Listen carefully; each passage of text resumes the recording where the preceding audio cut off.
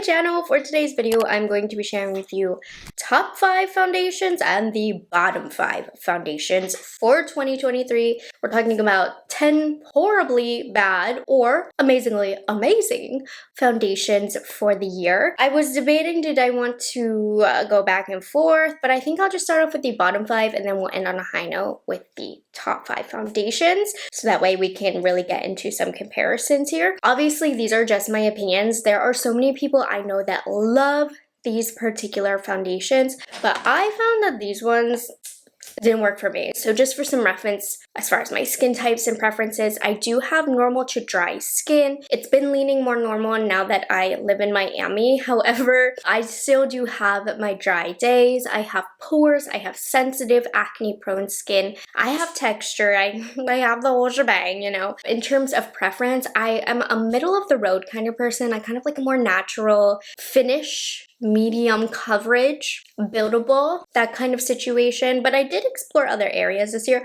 So we're gonna start with the worst foundations, which were just my opinion, but just so you can get a feel of how my skin type was and whatnot. I know there are many others who loved these products, but they weren't for me. We'll start off with this one, which I can see a clientele for this, but honestly, I really feel like I wasted my money on this. This is the Glossier Perfecting Skin Tint. I picked this up this year and I've been describing it all year as literally tinted water. That's what it feels like putting it on my face. It does nothing except add an extra layer on my skin, which will kind of go into my skin looking heavy and oily at the end of the day. It is because of this, so it's just, I'm paying to literally put an extra layer of nothing on my skin. Now, the clientele that I could imagine this for is literally like teens, young teenagers. Like if I had a daughter who was in middle school and she wanted to start wearing makeup, I would give her tinted water to wear. You have to have really perfect skin. I do think this adds a little bit of a glow to the skin that could be pretty if you don't want coverage, but there's so many other products that also do it. So for me,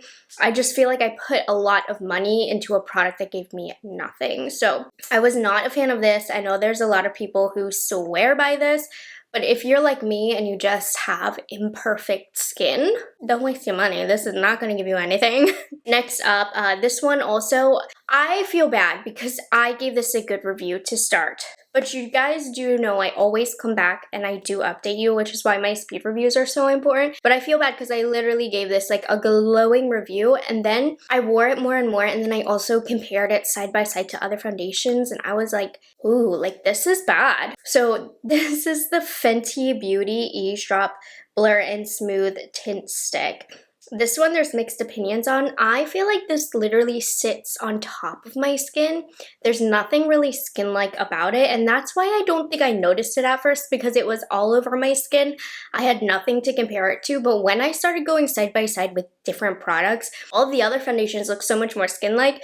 This foundation literally just felt like a layer sitting on top of my skin. It wasn't smoothing or perfecting whatsoever, which is a shame because this is a really beautiful, malleable formula. It's so easy to work with, and I think that's why I wanted to love it so bad, because I love a stick foundation. I swear by them, and I loved how malleable and easy this was to blend, but you know, after many more trials, I was like, no way, this is bad. It just looks terrible and thick and textured on top of my skin. So yeah, I'm sorry if I convinced you to buy this from that review. Normally I will say my first impressions, I've tested so much makeup that my first impressions stay pretty spot on.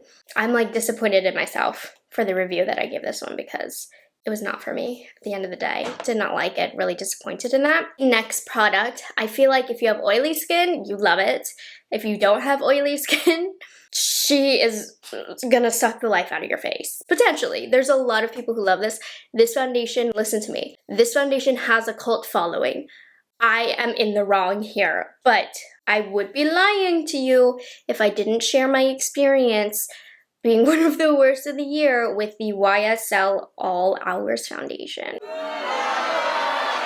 Abuse me in the comments now about how I'm wrong about this. But honestly, this is so drying on my skin. Now, it lasts forever. It really does. If you are running a marathon, this is the foundation for you. I'm really not running a marathon, and I just feel like this looks so drying. It feels so drying. I can make this work with a lot of preparation, like the night before, masking, globbing on, putting on a little bit of oil, and then the morning of also doing some type of hydrating ritual.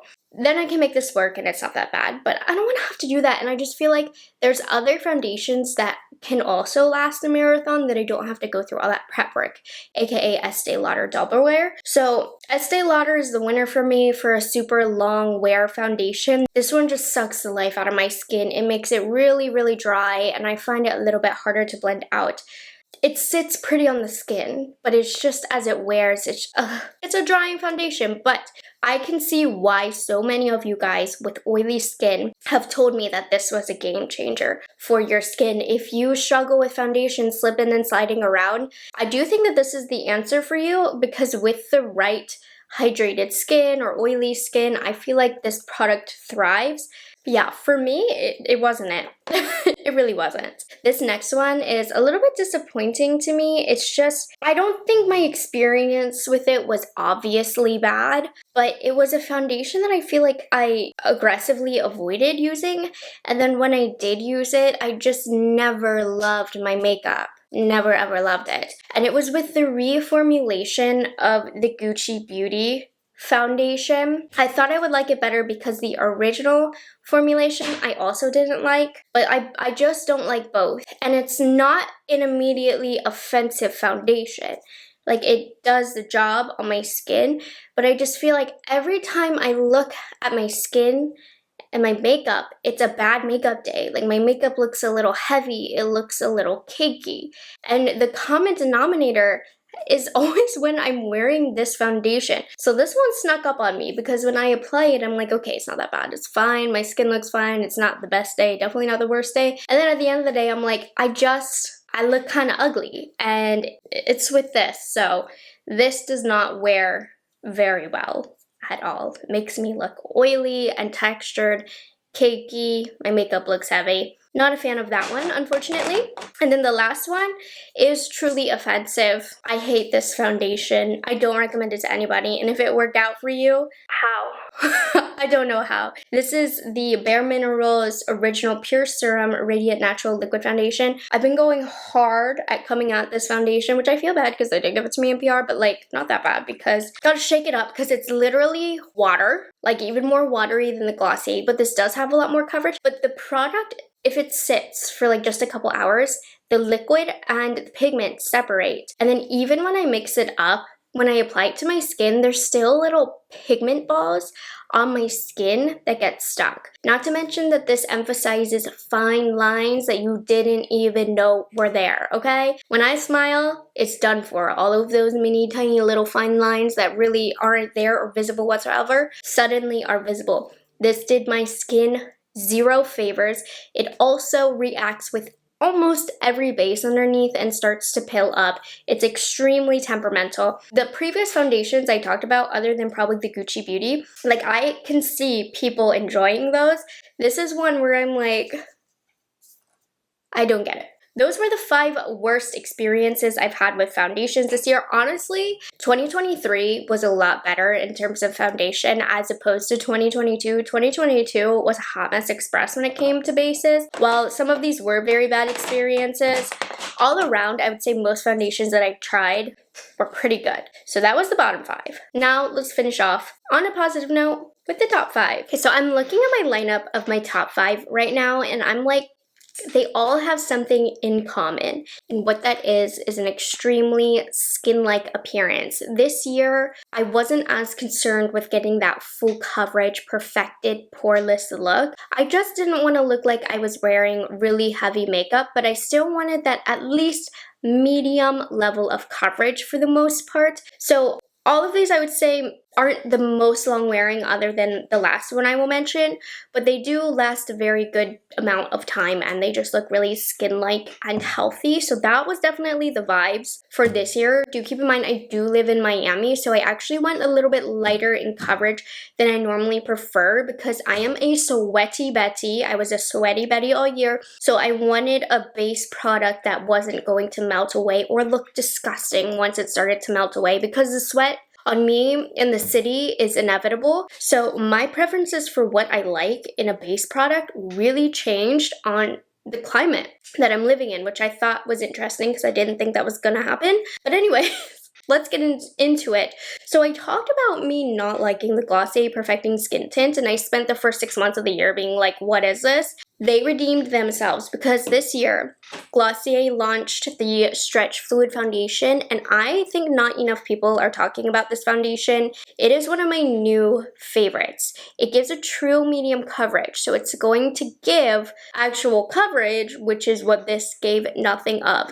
Now, if you're familiar with Glossier, they're known for like basically nice, healthy looking skin. The brand is not about coverage. I feel like this gives Glossier skin for the person that needs coverage because the finish of it is so skin-like. Like I said, it's not going to be the most long wearing. I have 2 different foundations on, and I think the Glossier is getting a little bit more oily than the next product that I'm going to mention, but it still looks really healthy. It doesn't look heavy. It feels hydrating on my dry skin, and this one is one of the more fuller coverage options that I'm giving today because even though it's a medium coverage, it's a pretty high level of medium coverage, if that makes sense. It's amazing for every day, but still getting even coverage if you have like redness or discoloration that you need to cover. So I've been loving this because I really feel like it gives Glossier skin for girls who aren't blessed with it naturally and can get the Glossier look like this. So they've completely redeemed themselves with this foundation, and like I said, I don't know why it's not talked about because I was using it ever since I picked it up. The next product, I mean, this is the best of 2023 rankings, but not all of these are products that launched in 2023. These are products that sparked my love in 2023, which this one has been perfect for the Miami weather that I was talking about. This is the Wet n Wild Tinted Hydrator, and I've talked about this recently, and every single comment that is in regards to this has said that this is a game-changing product. Especially what caught my eye was a lot of you guys with mature skin said this $6 product is better than any luxury tinted moisturizers. So it gives a light coverage. I would say it doesn't hit medium, but it's a light medium kind of coverage in between light and medium. It gives a little bit more than you would think, and especially when you add concealer, you'll have more coverage. Again, an extremely skin-like feel and look, and also it's very lightweight on the skin. Comparing it directly to the Glossier, since I do have them side by side, Glossier gave more coverage, but Glossier is looking a little bit heavy, a little bit oilier.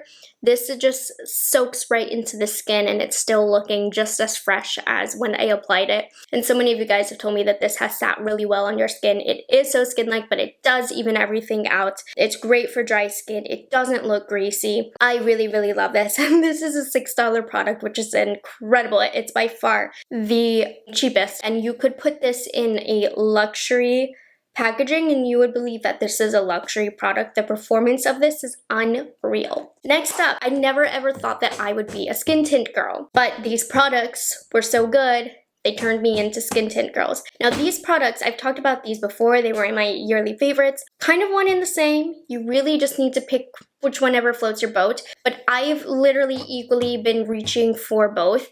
So I'm just going to talk about both. We have the Danessa Myricks Yummy Skin Serum Skin Tint and the Hourglass Veil Hydrating Skin Tint. So skin tints came into popularity in 2022.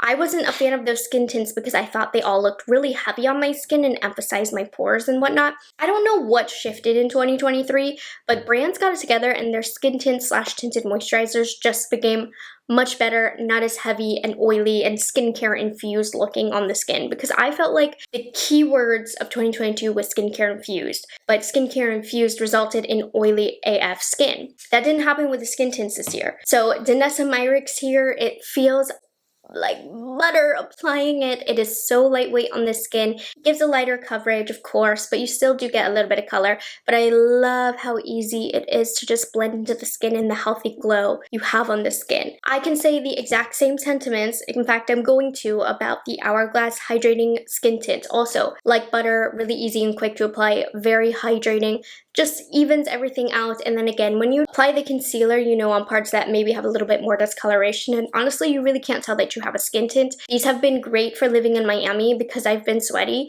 These don't feel or look disgusting on my skin when I get sweaty and perspirate. The difference is Hourglass has the littlest bit amount more of coverage. So if you're focused on coverage, Hourglass is a skin tint, but it will give you, I would say, not quite medium, but almost there coverage. Danessa definitely stands on the lighter side. However, the price on these are different.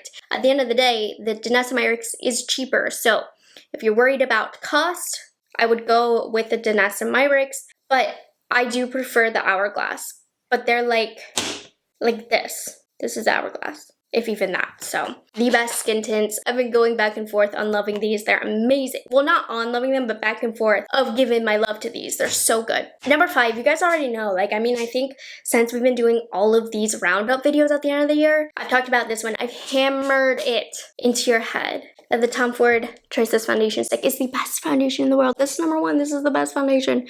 Top 5, it's the number 1. Not the top 5, number 1. Cannot express enough urgency to get this because, it's being discontinued. I'm like 99% sure. They are discontinuing my favorite foundation ever. Since I've talked about it so much, I'm going to be quick. This is literally second skin in a bottle. You can get customizable coverage from light to full with this. It will also last you all night. Smooth over the pores. You don't have to wear any other makeup with this. That's how skin-like it looks. It's just perfect. It's perfect. It's also $90, but now because they're discontinuing it, you can get it for $45. I don't know if they're reformulating it. I don't know if they're actually discontinuing it and we're never going to see it again, but like why? Why? You know, so if you want to try this, $45. They're selling out of shades left and right, but they do have them on Sephora, Nordstrom, Neiman Marcus, etc. Just grab what you can in terms of shade. I do wear the shade Ivory, which is sold out everywhere. Yeah, I mean, I know this is a 2023 video. I've used this for years, but I fell in love with it in 2023 just for it to be discontinued.